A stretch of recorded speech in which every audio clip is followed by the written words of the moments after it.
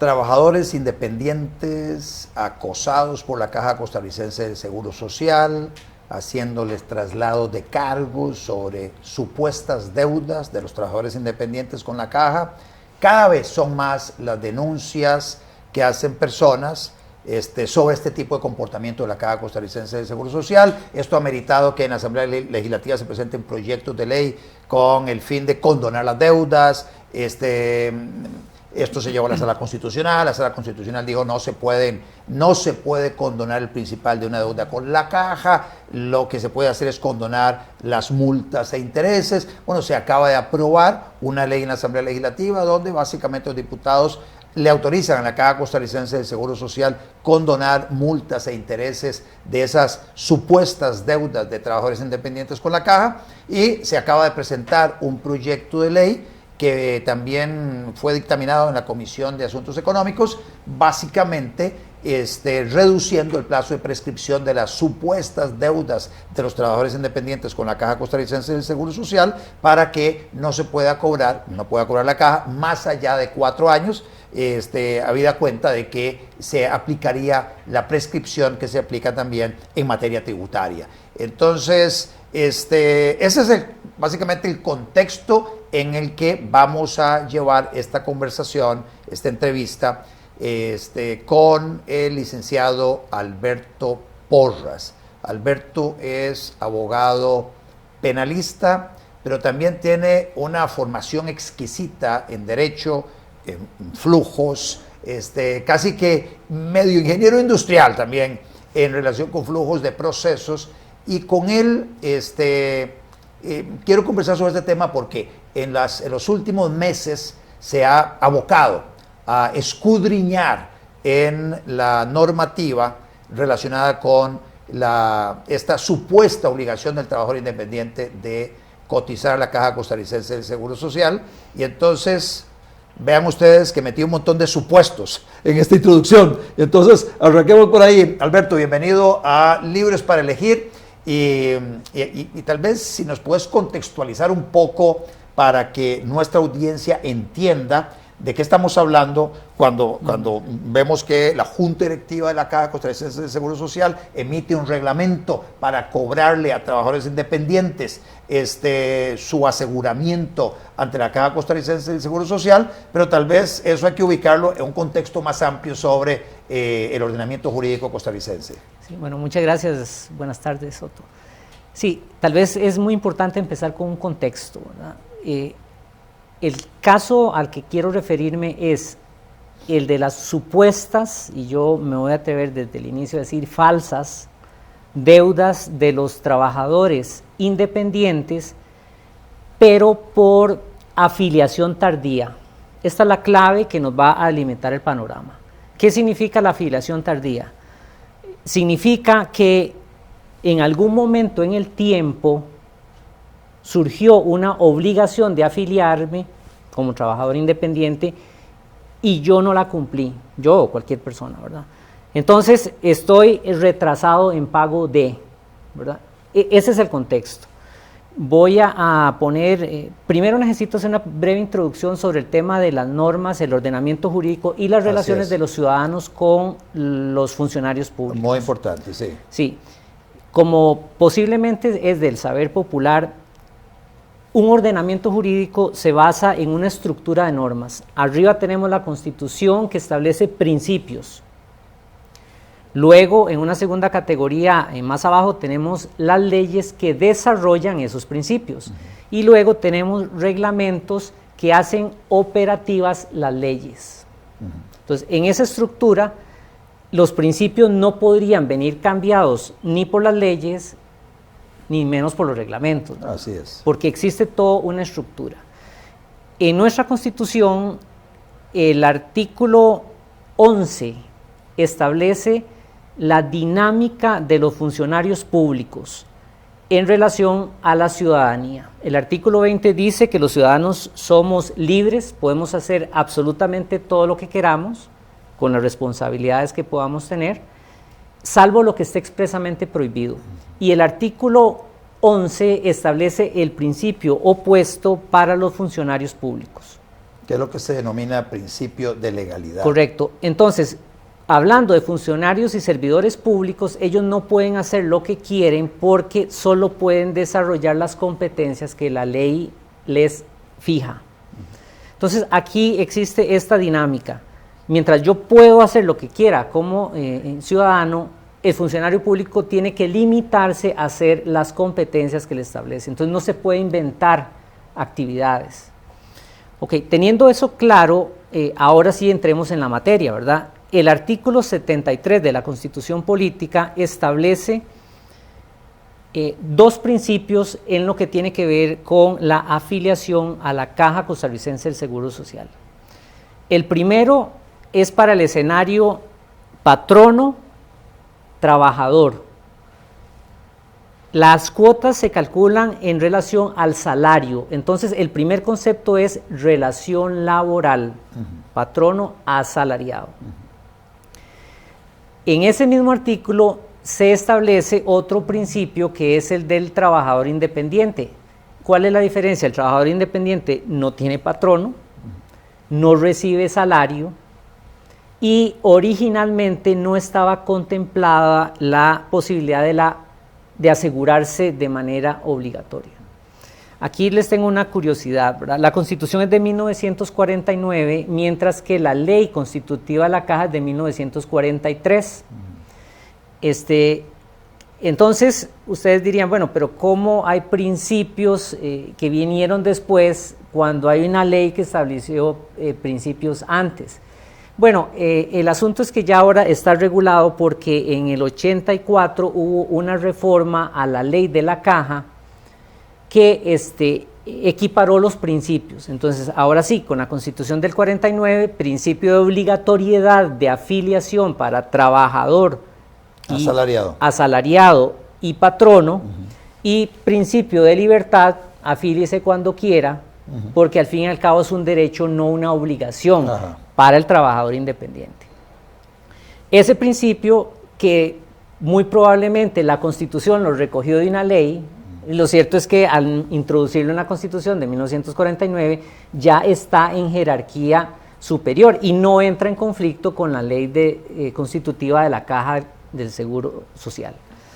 Entonces, los principios son muy afines, se afilian por obligación trabajadores y patronos, trabajadores independientes tienen el derecho. Entonces, aquí conceptos importantes, obligación y derecho, deber y libertad. Ok. En el año 2004, la Junta Directiva de la Caja del Seguro Social promulga un reglamento que es para afiliación de trabajadores independientes. Y ese principio de libertad lo convierte en un principio de obligatoriedad. O sea, no es algo que haya que interpretarlo, el texto lo dice exactamente. Es obligatorio para todo trabajador independiente afiliarse a la Caja. Entonces, cuando usted cambia el principio de la Constitución, ya sabe que va mal. Cuando encima cambia el principio de la ley, sabe que va muy mal. Pero lo hacen, tengo que decir, con toda conciencia, y voy a explicar por qué. Porque ningún abogado o ningún asesor legal se sienta a hacer un reglamento de la propia inspiración. O sea, necesariamente tiene que tener a la vista la Constitución y la ley para poder elucubrar y razonar sobre el reglamento que va a hacer. Te meto un paréntesis ahí, Alberto, siendo abogado del diablo, porque me acuerdo como si fuera ayer la discusión que se dio en la Asamblea Legislativa en el año 2000 alrededor de la Ley de Protección al Trabajador. Yo era diputado en esa época y a esa ley la denominé Ley de Desprotección del Trabajador.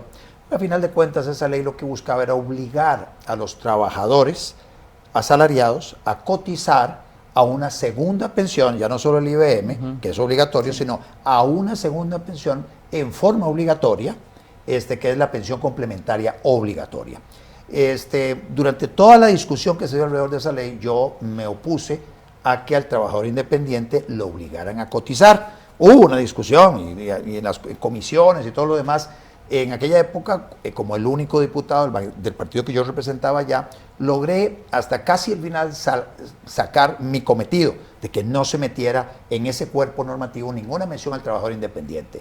Sin embargo, en la recta final se metió un transitorio a esa ley, y ese transitorio establecía, si mal no me acuerdo, que nuevamente la ley se aprueba en el 2000, entra a regir a partir del 2000, pero decía que para el 2005, o sea, 5 años después de que entrara en vigencia, los trabajadores independientes debían asegurarse, o debían afiliarse o asegurarse, o debían estar asegurados. Algo así.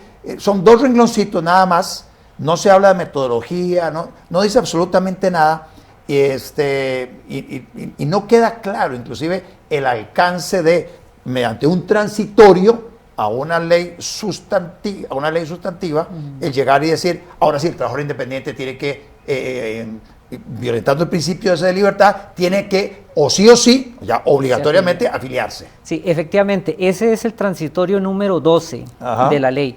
Pero aquí quiero hacer un comentario más general porque no quiero llevar a la audiencia a temas muy técnicos, ¿verdad? Esa ley se llama, ¿cómo? Otra vez. Ley de protección Ley de protección del trabajador. Trabajador, sí.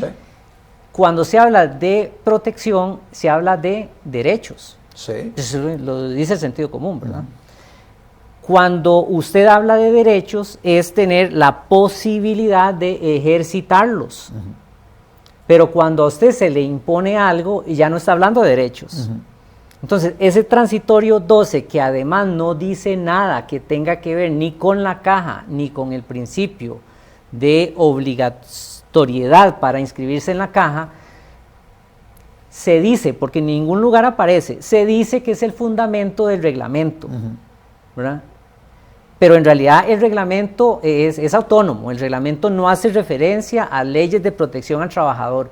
Entonces, aquí hay una falacia, ¿verdad? Tratar de hacer pasar por derecho lo que en realidad es una obligación. Entonces, yo quisiera dejar de lado esa ley y ese argumento, porque en realidad es un argumento falaz, distorsiona la conversación. ¿Por qué? Porque no pertenece a la conversación. A la conversación lo único que pertenece es la Constitución, la ley y el reglamento. Entonces, ahora vamos a pasar a otra etapa, que es cuáles son las consecuencias prácticas de ese reglamento. Entonces, el reglamento fue del 2004, me estás diciendo. Es el de 2004. Se llama otra vez Reglamento para la Afiliación al Trabajador Independiente, ¿verdad? O sea, afiliación obligatoria. Sí, bueno, era para la afiliación. Sí. Entonces cambiaron el principio de libertad, lo hicieron obligatorio. Pero entonces vea las consecuencias. Yo sé que mucha gente va a decir, pero ¿cuál es el problema? ¿Cuál es el problema si es un beneficio para el trabajador independiente estar en la caja? Bueno, ya les voy a explicar cuál es el problema.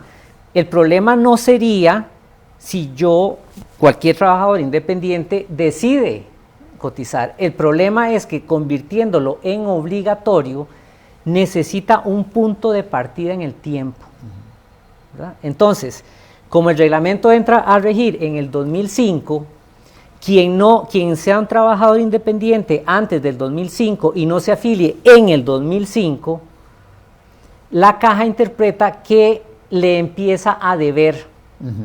Entonces, sin estar afiliado a un seguro, empieza una especie de morosidad que no se comprende, porque no es que el trabajador independiente en el momento del 2005 ya está asegurado y empieza a deber. No, hay que pasar por el proceso de afiliación. Entonces empieza a deber sin tener la contraprestación, que es el seguro. Aquí está el primerísimo problema. El segundo problema es que transcurre el tiempo. Vamos a poner un ejemplo. En el 2014 una persona viene y empieza a cotizar a Hacienda, se inscribe como profesional, empieza a cotizar a Hacienda. Empieza a pagar impuestos. Cotizar significa pagar impuestos. Sí, pagar impuestos sobre la renta. Por sobre renta. Presentar las declaraciones de impuesto de renta. Sí. Entonces, en el 2019, han pasado 5 años, decide, ok, voy a ir a afiliarme a la caja. Entonces va llega a la oficina regional de la caja, a donde sea, llena el formulario de afiliación y le dicen, aquí tiene un documento que es una autorización para que la caja revise. Usted cuando empezó a trabajar como trabajador independiente. Entonces, si usted no firma esa autorización, no lo afilian. Ajá. ¿Ok? Aquí viene el primer ardid. Ahorita les voy a explicar esto. Entonces, no lo afilian. Entonces, uno se imagina, es un procedimiento normal, de mero trámite. Aquí nadie sospecha que haya nada raro. Entonces, se firma la autorización. Al año 2020, 2021, le llega a esa persona un traslado de cargos. ¿Qué es un traslado de cargos? Es esto. Oiga, señor afiliado del 2019, resulta que se acuerda aquella autorización que usted nos dio para revisar sus ingresos y sus actividades económicas. Pues resulta que descubrimos en Hacienda que usted empezó a cotizar a presentar declaraciones de renta en el 2014. Nos debe 5 años. No se preocupe, ya nosotros sabemos cuánto usted ganó en todos esos años, se lo promediamos mensualmente y aquí está el cobro, 5 millones de pesos. Pero ¿cómo el cobro si yo no había estado afiliado? Bueno, es que, ¿se acuerda del principio de obligatoriedad? Es que está en el reglamento. Entonces, ahora sí, yo con esto quiero que la gente entienda que no era que qué beneficio que lo obliguen a afiliarse. No, es que era mejor beneficio que se afilie cuando quiera sin acumular deudas de cuando empezó a tributar por renta. Sí. Ese es el punto. Entonces, cuando se le dice a la caja, un momentito, ¿y de dónde ese reglamento es legítimo? Si ustedes están cambiando el principio constitucional y el principio legal en el reglamento. Okay, la caja no responde. Pero vamos más adelante. Resulta que nuestro Código Civil tiene 2 normas muy específicas en materia de obligaciones. La primera, que es el artículo 632, creo. Sí, el otro 627. El 632 establece las fuentes de las obligaciones y habla de contratos y cuasi contratos que traducido al lenguaje de hoy básicamente es esto. Usted puede obligarse mediante un contrato. O sea, nosotros hacemos un contrato, yo me obligo a hacer algo, usted se obliga a pagarme ese algo. La segunda fuente de las obligaciones es la ley. La ley me impone a mí pagar pensión alimentaria, si me encuentro en esas circunstancias, pues adivine, tengo que pagarla. Y la tercera fuente de las obligaciones son las sentencias judiciales. A mí me condenan a pagar, me tengo que pagar. Entonces son 3 fuentes de obligaciones. No dice la ley que los reglamentos sean fuentes de obligaciones. Entonces, por lo tanto, las deudas no se pueden crear por reglamento.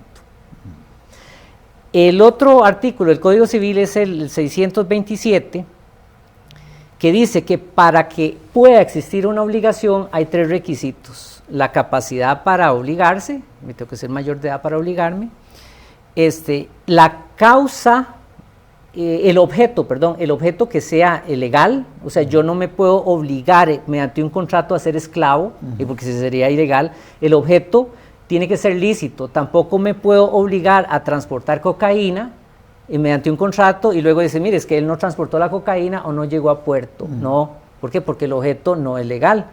Y el tercer requisito para contraer una obligación es que la causa sea justa.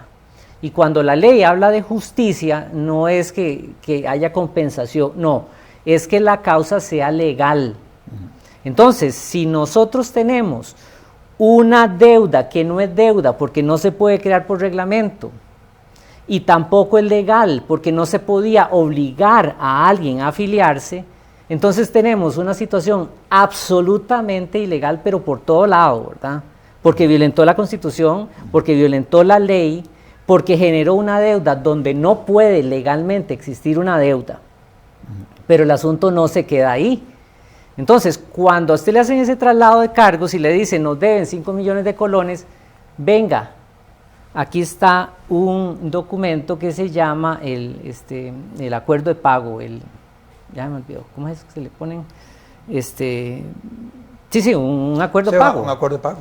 Entonces, ese documento ahora usted lo firma conscientemente y tiene que cumplirlo porque ahora ya legalizó, es una especie de blanqueo de Ajá, deuda, ¿verdad? ajá. No había deuda y ahora la tiene Porque usted está aceptando, blanqueada, mediante ese acuerdo de pago, que debe. Que debe, sí. Sí, y eso nos lleva a la última parte de mi propuesta, es una tesis.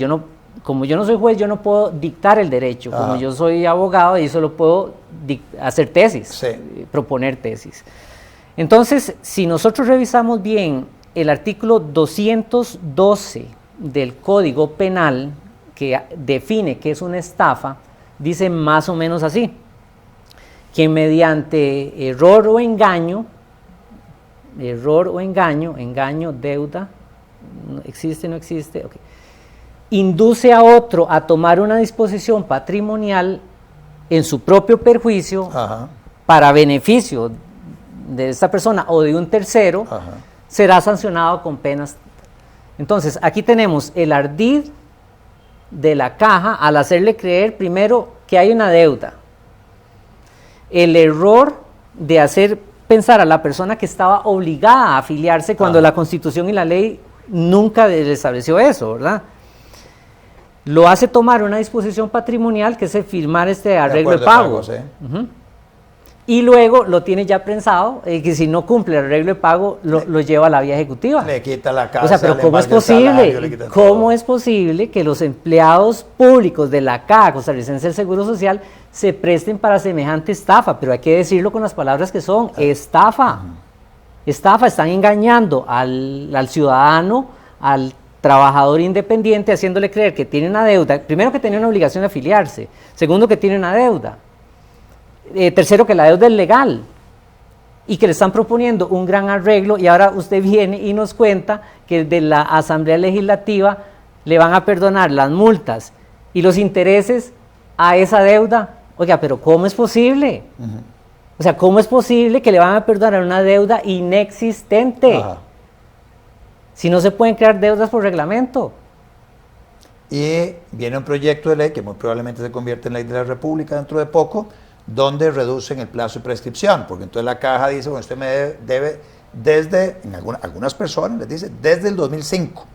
Y si usted alega prescripción, sí, usted puede alegar prescripción de todo aquello de más allá de 10 años, pero usted me debe los últimos 10 años. Eso es lo que le dice la caja, y no lo voy a declarar en sede administrativa, usted tiene que irse a pelear en sede judicial. En sede judicial, donde usted puede alegar la prescripción. En sede administrativa, yo no se lo voy a reconocer. O sea, yo lo voy a cobrar. Si son 15 años, son 15 años. Si usted es trabajador independiente desde el 2005, usted desde el 2005 me debe plata. Esa es la posición. Pero luego viene la otra parte, Alberto, y es: para mí, Caja Costarricense de Seguro Social, usted no es solo trabajador, es el trabajador independiente, usted es patrono de usted mismo. Bueno, sí. Entonces usted además me cotiza en esa doble condición. Me cotiza como patrono y me cotiza como trabajador. O sea, es el 18%. Algo absolutamente demencial. Todo, por donde uno lo vea, por todo lado, es demencial. Y ahora viene la otra parte, y es: los estados financieros de la Caja Costarricense de Seguro Social están sucios, porque entonces registra en los activos cuentas por cobrar a miles de trabajadores independientes, con todas esas metodología espuria, metiendo todas esas supuestas deudas desde el 2005 en algunos casos, metiendo multas e intereses, están registradas en cuentas por cobrar. Ahora es que se autorizó la condonación, pero ahí están ensuciando la contabilidad. Y cuando alguien dice: no, es que eso hay que limpiarlo, eso hay que eliminarlo, usted está afectando la caja, la está afectando porque le está quitando ese activo que, y yo comparto la tesis tuya, nunca debió haber existido. Sí, bueno, aquí yo quiero, tal vez hay dos temas que deberíamos de tratar, aunque sea rápidamente. El primer problema es que la caja no se puede financiar con recursos espurios, ilegales y sucios. O sea, no puede ser que eso suceda así. Si los directivos de la caja no tienen la capacidad de administrarla, no es mediante el engaño al trabajador independiente que van a hacer una buchaquita más para traer más dinero a la caja. Eso es lo primero. Lo segundo es que no es creíble que la junta directiva de la caja de aquella fecha, ni las de ahora, avalen este comportamiento, porque no es creíble que el director, quien quiera que sea, jurídico de la Caja Costarricense de Seguro Social, no se hubiera percatado de la ilegalidad del reglamento. O sea, no es creíble que eso sea así. Aquí no hay ingenuidad. El otro tema tiene que ver con la Sala Constitucional, porque cuando a la Sala Constitucional se le hace una consulta, a la Asamblea Legislativa le hace una consulta, es muy específica, ¿verdad?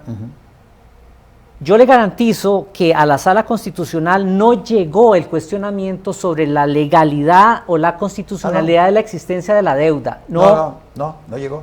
Entonces, cuando la Sala Constitucional se pronuncia sobre el tema de principales, parte del supuesto de que el principal es legítimo. Entonces, ¿qué es lo que está haciendo? Es maquillando. Eso es como maquillar a un muerto. Sí. O sea, está maquillando y dando la apariencia de que se puede hacer ciertas cosas, pero en realidad, como perdonar multas e intereses, pero en realidad, ¿cómo va a usted perdonar multas e intereses cuando el principal era claro, ilegítimo? Sí, ahí hay tal vez un par de comentarios. Uno, creo que fue el Colegio de Abogados y luego no sé si los contadores, alguno de ellos, alguna organización gremial presentó una acción de inconstitucionalidad hace algunos años contra una parte de la metodología. No sé exactamente cuál es el alcance de la acción de inconstitucionalidad que presenta el Colegio de Abogados, pero lo presenta básicamente en representación de sus agremiados diciendo, mire, usted Caja le está cobrando a mis agremiados, ONA le está cobrando acá esas deudas, supuestas deudas, como trabajadores independientes, y aquí hay algo que es inconstitucional. Creo que Adrián Torrialba fue el abogado que contrata el Colegio de Abogados para redactar eso, le dio curso la sala, y básicamente está en análisis hace casi 3 años. Y creo que algún colegio, no sé si fue el Colegio de Contadores, que también hizo lo propio por su lado. Eso quería hacer ese comentario.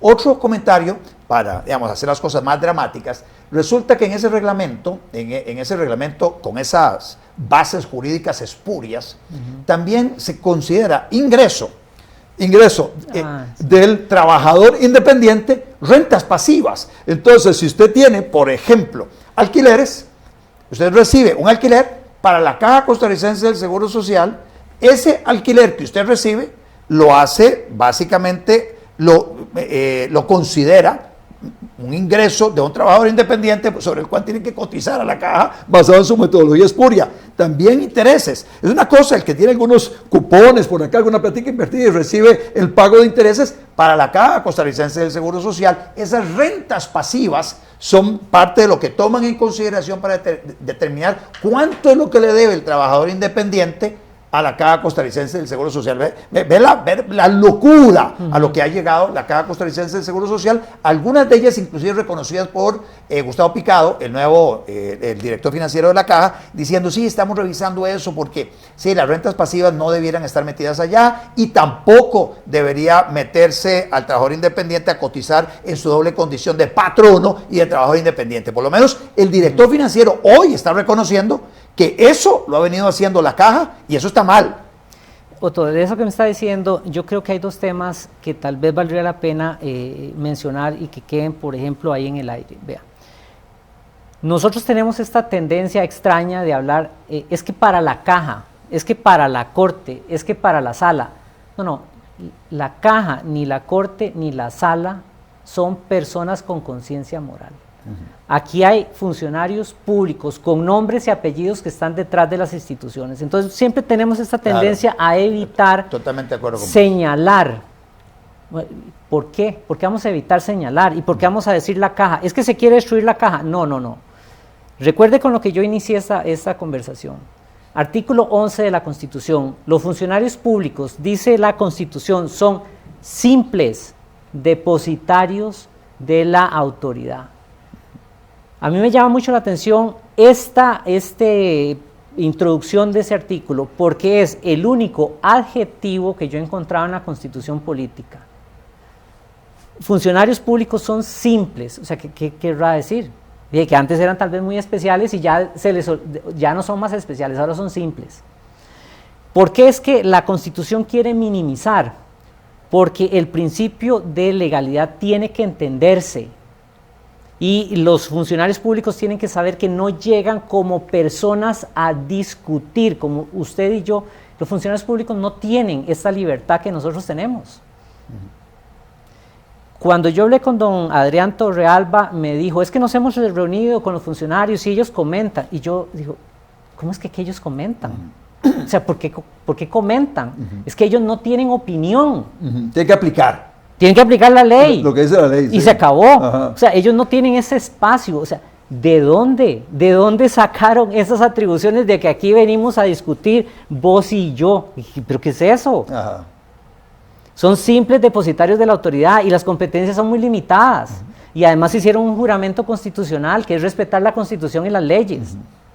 Si dictan un reglamento inconstitucional, pero usted me va a decir, bueno, es que usted no es la sala constitucional para dictar la constitucionalidad. Sí. No, pero también aquí hay que aplicar el sentido común. Ajá.